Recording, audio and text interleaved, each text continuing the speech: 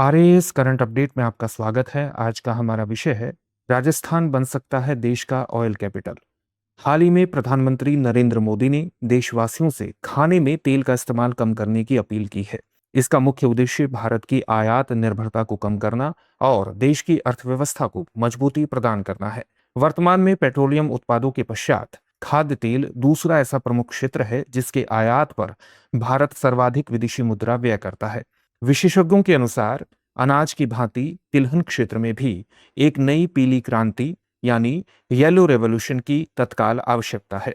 चलिए अब जानते हैं भारत की वर्तमान स्थिति के बारे में। भारत में प्रतिवर्ष लगभग 250 लाख टन खाद्य तेल की खपत होती है, जिसका लगभग 60% हिस्सा विदेशों से आयात किया जाता है।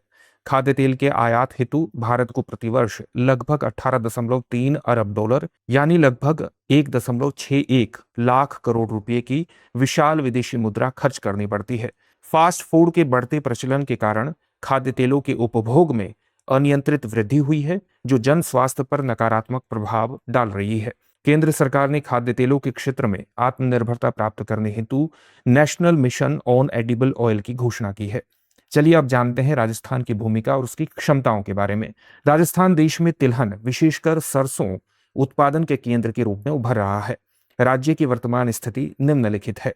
राजस्थान अपनी आवश्यकता 14 लाख टन से लगभग दोगुना खाद्य तेल 27 लाख टन उत्पादित कर रहा है। वर्ष 2020-21 में सरसों का उत्पादन जहां 25 लाख टन था, वह वर्ष 2026 तक बढ़कर 60 लाख टन पहुंच गया है, जो कि 5 वर्षों में 150% की उल्लेखनीय वृद्धि को दर्शाता है। राज्य में सरसों उत्पादन को 100 लाख टन तक ले जाने की क्षमता है, जो भारत के आयात बिल को कम करने में निर्णायक सिद्ध हो सकती है।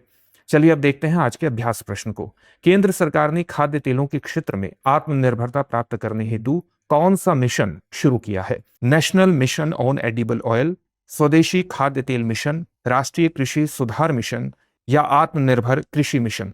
इस प्रश्न का उत्तर कमेंट बॉक्स में कमेंट करके जरूर दीजिए। धन्यवाद।